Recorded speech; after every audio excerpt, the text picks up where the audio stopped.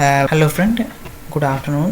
বলছি যে আজকে আমি তোমাদের সকলকে শেখাবো যে কীভাবে হচ্ছে কি টর ব্রাউজার ইনস্টল করা যায়।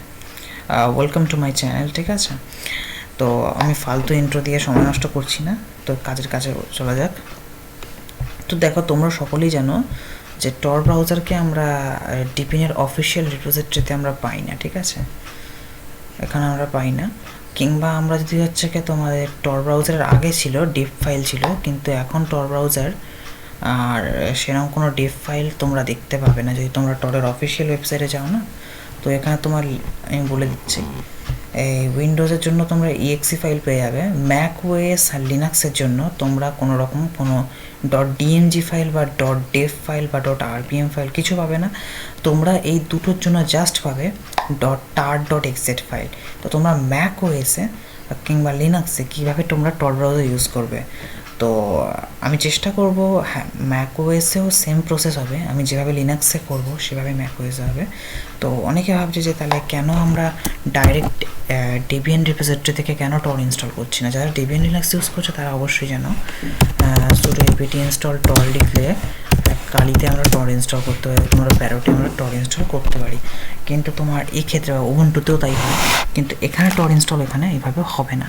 তোমরা যারা ডিপিন লিনাক্স ইউজ করেছো, কিংবা তোমরা যারা ঠিক আছে অন্যান্য মানে ডেবিয়ান বেস ডিস্ট্রো যারা ইউজ করেছে যেমন লিনাক্স লাইট টাইট, তো তারা অবশ্যই জানো এইভাবে এখানে টর ইনস্টল হয় না, ঠিক আছে?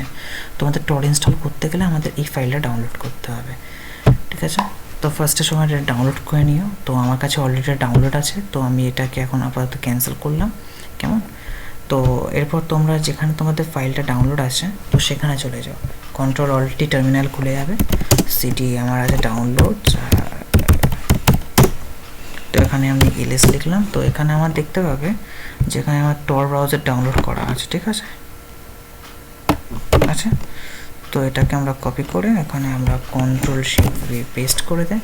তো এটাকে আমরা এবার এটাকে আমরা এক্সিকিউট করাতে হবে, মানে হচ্ছে কি দেখো, লিখবো আমরা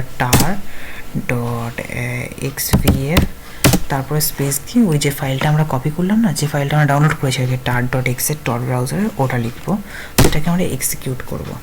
তো এটা ফার্স্ট এক্সিকিউট হোক।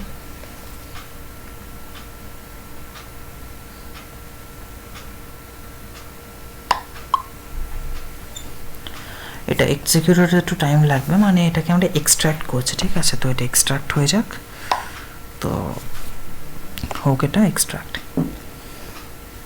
আই থিঙ্ক হয়ে এসছে, হয়ে এসছে। তো এবার আমরা ls লিখবো। তো আমরা এখানে দেখতে পাচ্ছি টর ব্রাউজারে আমাদের ইউএস আছে, তোমরা যেটা ইউজ করবো সেটা তোমাদের নিজস্বভাবে।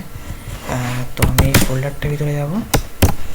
ফোল্ডারটা তোমরা যদি দেখতে না পেয়ে থাকো তো আমি একটু বড় করে দিব, দেখতে পাচ্ছ অবভিয়াসলি। তো টর ব্রাউজার দাঁড়াও বড় করে দিই, তোমরা দেখো ঠিক করে এটাকে। তো এবার দেখো, তো আমরা এটাকে করলাম, এবার এখানে ls লিখলাম। তো আমরা দেখতে পাচ্ছি স্টার্ট টর ব্রাউজার .ডেস্কটপ আছে, তাই তো? তো আমরা এটাকে এক্সিকিউটেবল বানাবো, chmod +x, তারপর তোমার হচ্ছে কি যে স্টার্ট টর ব্রাউজার ডেস্কটপ।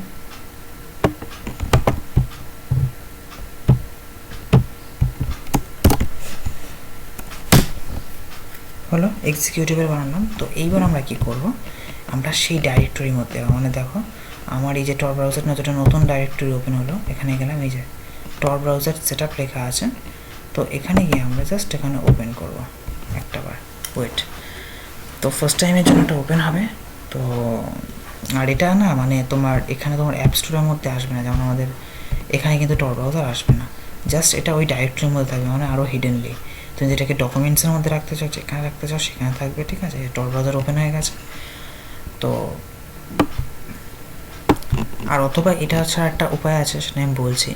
তো এবার তোমরা টরকে এখানে কানেক্ট করতে পারো, কানেক্ট করে টর ব্রাউজার ইউজ করতে পারো। একটা ভালো ভিপিএন সেটিং করে নিও, করে টর ব্রাউজার ইউজ করো, কেমন? তো এটা একটা মেথড আছে। তো এই মেথডের দ্বারা তোমরা হচ্ছে কি টর ব্রাউজারকে ইউজ করতে পারবা ডিপিনের মধ্যে। এবার তোমরা যদি এটাকে আমি যেমন করেছি, তো এই দুটো ফাইল আছে না, তো এই দুটো ফাইলকে তোমরা সিলেক্ট করে যেমন ডেস্কটপে পেস্ট করতে পারো, যেমন আমি দেখাচ্ছি তোমায়। এই যে ডেস্কটপে এরকম পেস্ট করতে পারো, দেখো এই যে ব্রাউজার আছে, এই যে টর আছে। আবার একটা কথা বলে দিচ্ছি, তোমরা এটাকে তোমরা এইখান থেকেও খুলতে পারো, আবার তোমরা যদি চাও যে এখান থেকে আমরা, যেমন তোমার আছে আমি বলছি, এই যে স্টার্ট টর ব্রাউজার আছে না এই ফাইলটা, তো এটাকে .sh ফাইল থাকবে, এই যে টর ব্রাউজার সেট আপ, এটাকেও এক্সিকিউট করতে পারো, অথবা তোমরা এইটা দিয়েও এটাকে এক্সিকিউট করতে পারো, কিন্তু এটা এই ফোল্ডার ছাড়া ওপেন হবে না, কেমন? তো আই হোপ তোমরা সকলে ভালো লেগেছে ভিডিওটা। তো যদি ভালো লেগে থাকে অবশ্যই লাইক করো, কমেন্ট করো, এবং আর কী কী টপিকের উপর আমার ভিডিও বানানো উচিত, কী কী টপিকের উপর তোমরা অবশ্যই বলো, এবং আমি ভিডিও অবশ্যই দেওয়ার চেষ্টা করব, বুঝতে পারছো তো? যদি ভালো লাগলো তো অবশ্যই আমাকে কমেন্ট করে জানাও এবং লাইক করো প্লিজ।